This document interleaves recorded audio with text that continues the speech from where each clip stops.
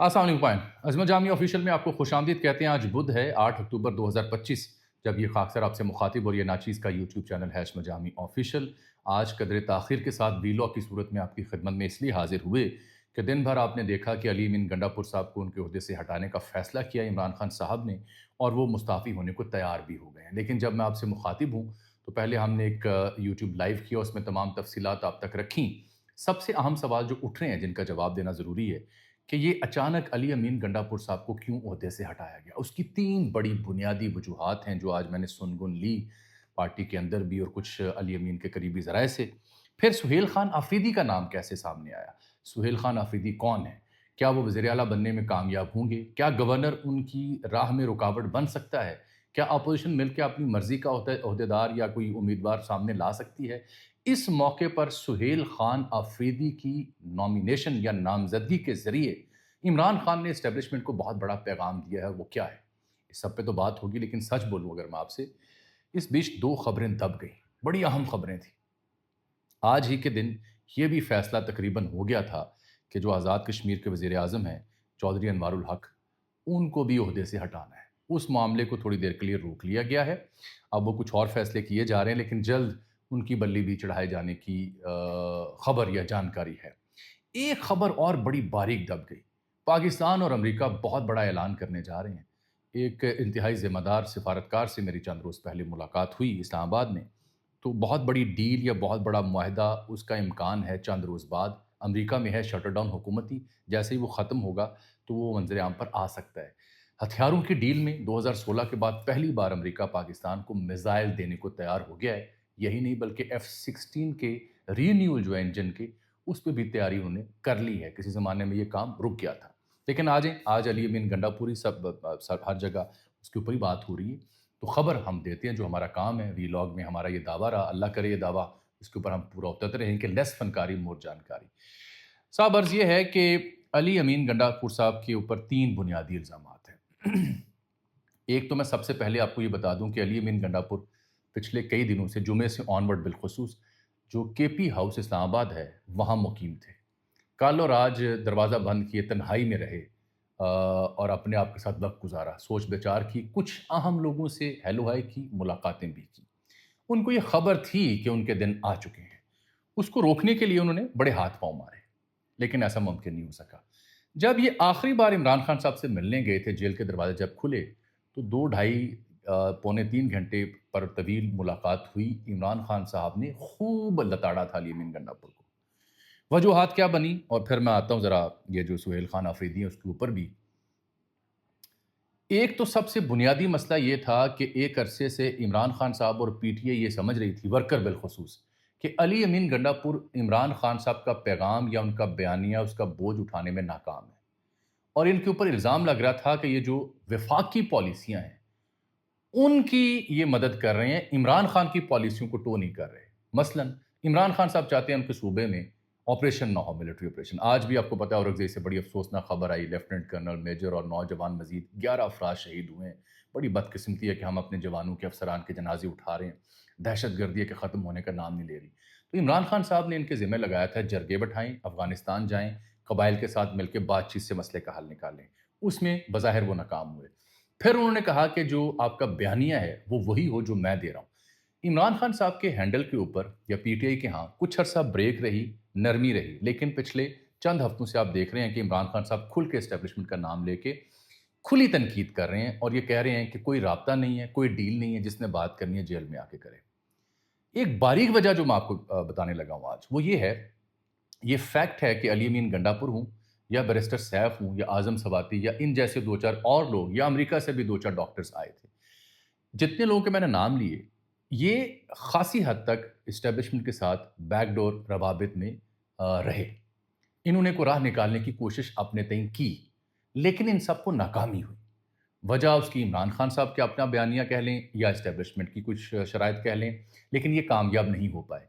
अली अमीन पुरुम्मीद थे कि चूंकि वो इस्टेब्लिशमेंट और इमरान खान के बीच पुल का किरदार अदा करते हैं, लिहाजा उन्हें तो नहीं हटाया जा सकेगा। बल्कि मैं आपको अगर सच्ची बात बताऊं तो अली अमीन ज़ाती हल्के में बैठ के कहते थे कि इमरान खान साहब भी अगर चाहें तो शायद ना हटा सकें मुझे, میں ضروری بن چکا ہوں، مجبوری بن چکا ہوں۔ یہ ان کی سمجھ تھی، ان کی غلط فہمی تھی۔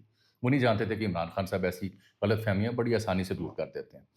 پی ٹی آئی کے اندر یا ورکر ہوتا ہے یا عمران خان ہوتا ہے، بیچ کی قیادت ریلیونٹ کیسے رہے گی؟ ورکر اور خان دونوں کو پلیز کر کے، وگرنہ ریلیونٹ ہو جائیں گے۔ تو کچھ عرصہ پہلے علی ظفر اور مشال یوسف ملے تھے عمران خان سے۔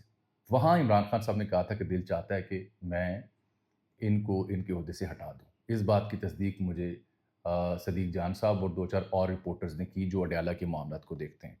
تب وہ بات بچ گئی، اور تب 2 لوگ جو ملے ان میں سے ایک نے علی امین کو یہ ثابت کرنے کی کوشش کی کہ میں نے تمہیں بچایا ہے۔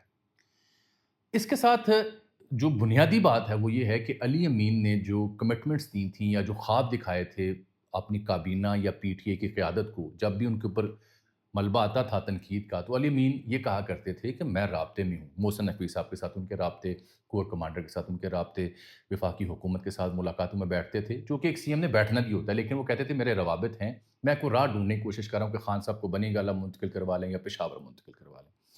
اصل بات یہ ہے کہ پچھلے 4-5 ماہ سے ان کی یہ ساری کہانی فلاپ ہو گئی۔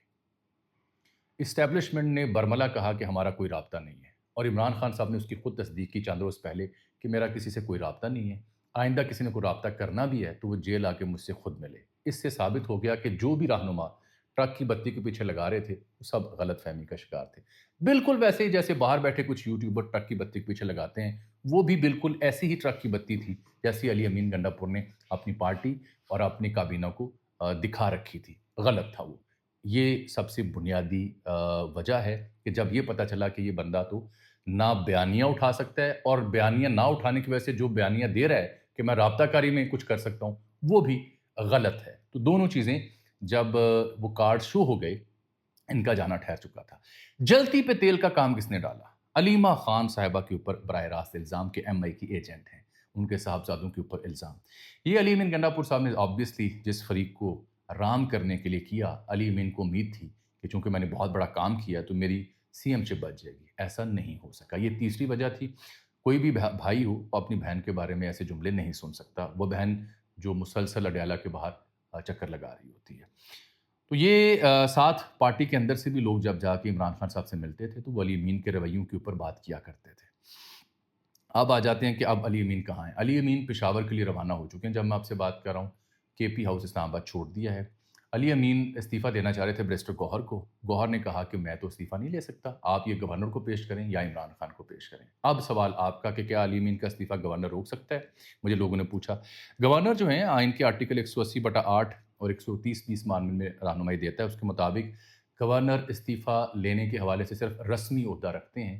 گورنر چاہ کر بھی وزیر اعلیٰ اگر مستعفی ہونا چاہے اس کا استعفیٰ نہیں روک سکتا۔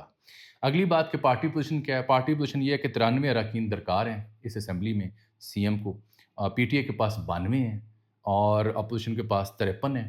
تو یہ مخصوص نشستیں جو اپوزیشن کو بانٹی گئی تھیں ریوڑیوں کی طرح، اس کے باوجود بھی اپوزیشن چاہے تو وہ نہیں سٹیج کر سکتی۔ کامران مرزا صاحب سے میری بات ہوئی، جے یو ایف اے کے رہنما ہیں، وہ تو علی امین کے جانے پہ خوش ہیں کیونکہ مولانا اور پی ٹی اے کے بیچ سب سے بڑی رکاوٹ یہی تھی۔ اس کے باوجود کہ مولانا ان کے ساتھ نہیں جڑیں گے، جے یو ایف اے کوئی امیدوار کھڑا نہیں کر رہی۔ نون لیگ اور دیگر اپوزیشن پارٹیاں روایتی طور پر کوئی امیدوار کھڑا کریں گی۔ اب آتے ہیں کہ سہیل خان آفریدی کون ہے اور ان کو کیوں سامنے لایا گیا۔ سہیل خان آفریدی جو ہیں، یہ پہلی دفعہ ہوگا کہ آفریدی قبیلے کا کوئی شخص کے پی کا وزیر اعلیٰ بنے گا۔ ان کی شہرت کیا ہے وہ بعد میں بتاتا ہوں، لیکن پہلے بنیادی معلومات۔ سہیل خان آفریدی جو تحریک انصاف کی اسٹوڈنٹ ونگ ہے اس کے رہنما ہیں، وہاں سے یہ سامنے آئے مراد سعید کی طرح۔ آپ یہ سمجھیں کہ مراد سعید ہوں، اظہر مشوانی ہوں، یا ہارڈ ہٹر جو لوگ ہیں، جذباتی لوگ ہیں، جو بیانیے کی جو اگلا لیول ہے اس کو فالو کرتے ہیں، ان میں سے ایک سہیل خان آفریدی ہیں۔ ان کو بڑا پسند کیا جاتا ہے۔ انہوں نے پشاور جلسے میں کہا تھا کہ نومبر میں اسلام آباد جایا جائے، اور یہ علی امین گنڈا پور کے ناقد بھی تھے۔ یہ اس وقت معاون خصوصی تھے سی ایم کے پی کے کمیونیکیشن اینڈ ورکس کے، وہی وزارت جو سینٹر میں کبھی مراد سعید کے پاس ہوتی تھی۔ یہ آفریدی قبیلے کی ایک شاخ ہے جسے شلوبر کہتے ہیں، اس سے ان کا تعلق ہے۔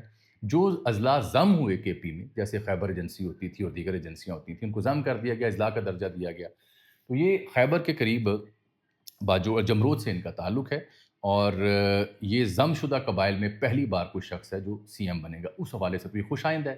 دوسرا خوش آئند یہ کہ اسٹوڈنٹ پالیٹکس سے نکل کے ایک بندہ سامنے آیا۔ باقی جماعتوں میں کانسیپٹ نہیں ہے. مڈل کلاس ہیں, پشاور میں کرائے پر بھی رہتے تھے. کچھ دوست ان کے یہ کہتے ہیں جب الیکشن لڑنا تھا تو دوستوں نے پیسے ویسے اکٹھے کیے. سادہ مزاج لگتے ہیں, اڈیالہ کے باہر نیچے بیٹھ کے چائے شائے بھی پی رہے ہوتے ہیں.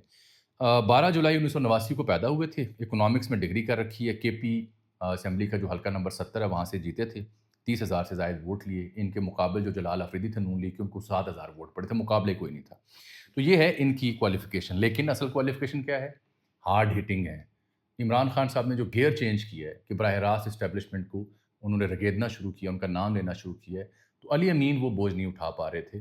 تو ان کی نامینیشن اس لیے کی گئی ہے کہ عمران خان صاحب نے گیئر بدلا ہے. ایک سخت موقف والا بیانیہ جو عمران خان صاحب کا ہے اس کو لے کر کے آگے جو بندہ ہے اس کو نامینیٹ کیا ہے. یہ ان کی راہ میں رکاوٹ کیا ہوگی؟ جب یہ اس کرسی پر بیٹھیں گے جو سی ایم کی کرسی ہے تو وہ کانٹوں کی سیج ہے. وہاں پہ آپ کو ڈے ٹو ڈے افیئر میں کور کمانڈر سے, انٹیریئر منسٹر سے, چیف سیکرٹری سے اور دیگر سے ملاقاتیں کرنی ہیں. وہاں پہ آپ کو جب ادارے آ کے خبر دیں گے کہ صوبے میں ہو کیا رہا ہے تو آپ مہینہ 2 مہینے تو شاید گرم لہجہ اختیار کر سکیں. بعد میں آپ کے لیے مسائل ہوں گے کیونکہ اب ایک نیا دھڑا بھی ہوگا جس کا انہیں سامنا ہوگا. وہ علی مین ان کے چاہنے والے ہیں. یہ آل ٹوگیدر ایک نئی کابینہ ہوگی. جھگڑا صاحب آ سکتے ہیں, منگے صاحب اس میں آ سکتے ہیں, لیکن ہائی ہوپس یہ ہیں پی ٹی آئی کو کہ ان کی نامینیشن سے جو پھڈا پارٹی میں ہوا ہے وہ ختم ہو جائے گا.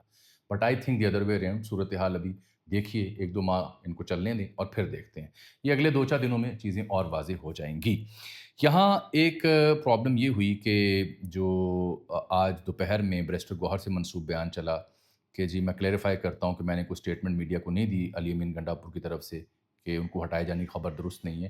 اے آر وائی کے ٹکر تھے جو انہوں نے چلائے بیرسٹر گوہر سے, تو انہوں نے اس کی تردید کی جس پہ شہباز گل نے بڑا دلچسپ لطیفہ بھی لکھا ہوا ہے. عمران ریاض خان صاحب اور سمینہ پاشا اور دیگر جو ہمارے دوست ہیں وہ علی امین گنڈا پور کی رخصتی پہ خاصے خوش تھے اور اسے بڑا خوش آئند قرار دے رہے تھے.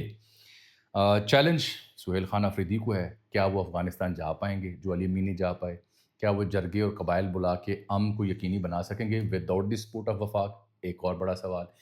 کیا وہ بینگ سی ایم بڑا قافلہ لے کے اسلام آباد پہ دھاوا بول سکتے ہیں؟ تیسرا بڑا سوال.